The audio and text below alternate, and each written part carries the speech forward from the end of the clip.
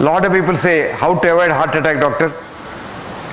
You think there's a block in the vessel is a cause of the heart attack? No. Block in the vessel is a good business for me. I can tell you I want to bypass that and take about 5 lakhs from you. But that block has been bypassed by nature or God long ago. Otherwise you would live. Supposing you had 100% block, how can you survive? So as the block appears over a period of years, the collaterals come. I have a ACE patient in Mangalore. This man saw me about 40 years ago when he was about 50 plus.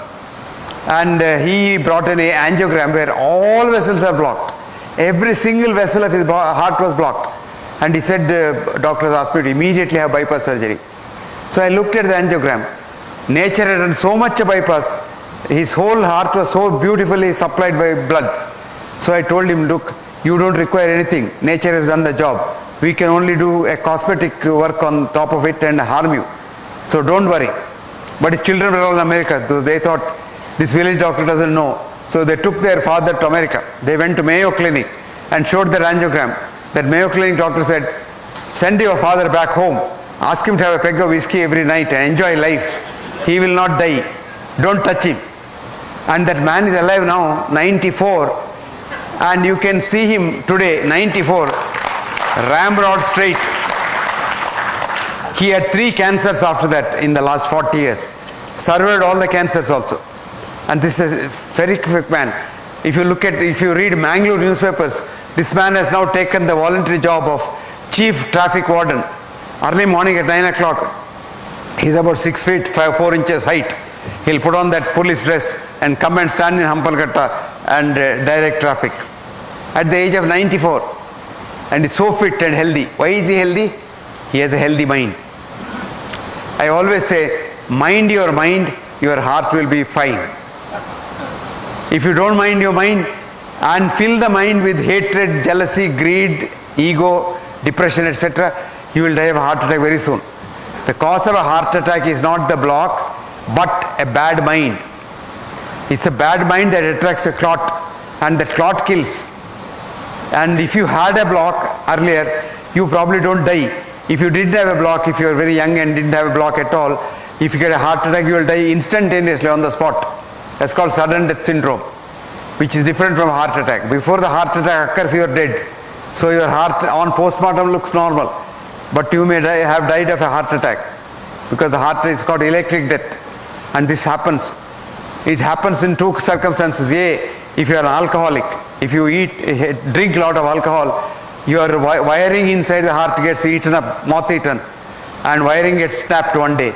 So you suddenly drop down dead.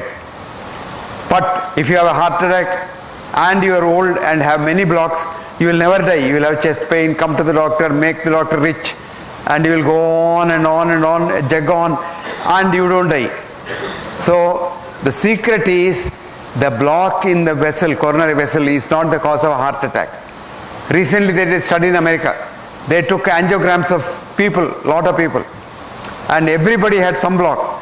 So they didn't interfere, didn't tell them, but wrote down, this man has a block in the left anterior descending artery, and if he gets a heart attack, he must have a heart attack in that territory.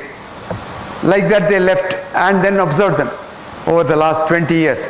Now a few of them did have a heart attack, but never in the area where there is a blocked vessel. So blocked vessel is not the cause. Where there is an open vessel, that got a clot and that had a heart attack. But even then what happens is, we simply frighten you, because that's our business. Just now I was talking to a friend of mine sitting here, and he was saying he is absolutely fine, but his sugar level is very high. So he had a very pertinent question, very logical question. Doctor, doesn't your body get used to a higher level of sugar? I told him, yes, it does. Because he says, I'm absolutely fine. If doctors give me tablet and try to bring my sugar down, I feel miserable. I said, you are absolutely right. Because one of the greatest researchers in hypertension I told, his name was Sir John Pickering. And Pickering said, after you start a patient on blood pressure drugs, he loses all the 3 things in the American Constitution enshrined for man: life, liberty, and pursuit of happiness. Life you are not sure, because with or without drugs you may die. Liberty you don't have because you have so much of restrictions. Pursuit of happiness is the thing of the past. So If you take drugs, you become an ass. But lot of thinking doctors are there. I was telling that gentleman sitting there with me, I said there is a young doctor in Pune. I met this boy, very ingenious doctor.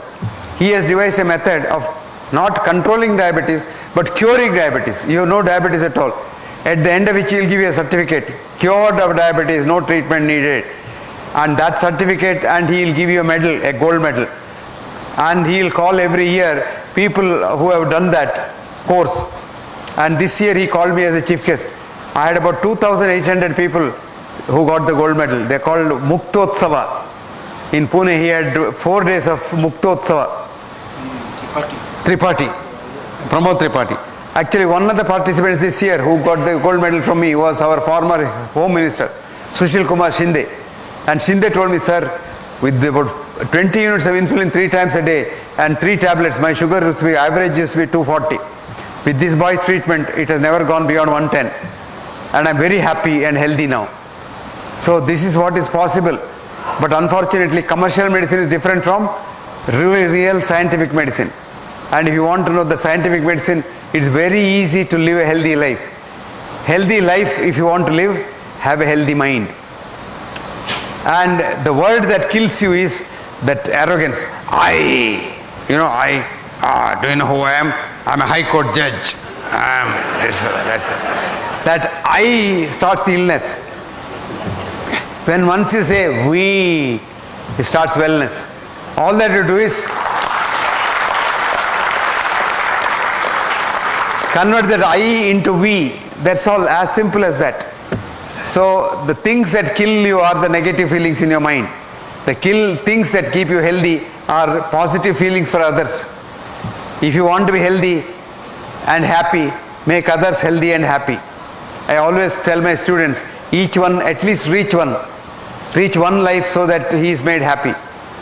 And a lot of people go in search of happiness. I'll be happy when I get my daughter married. I'll be happy when I become the Chief Justice of India. I'll be happy when I become the Prime Minister of India. You will never be happy.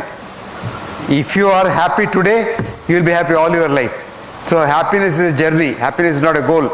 And what is a simple formula for happiness? Tell me. Catch hold of a man who is unhappy, make him happy. And happiness will come back. Happiness and love are like the mirror, you know. Christina, an American poet, has wrote, if love is what you give away, love is what comes back each day. So it comes and hits you back. So you love another person, the world loves you.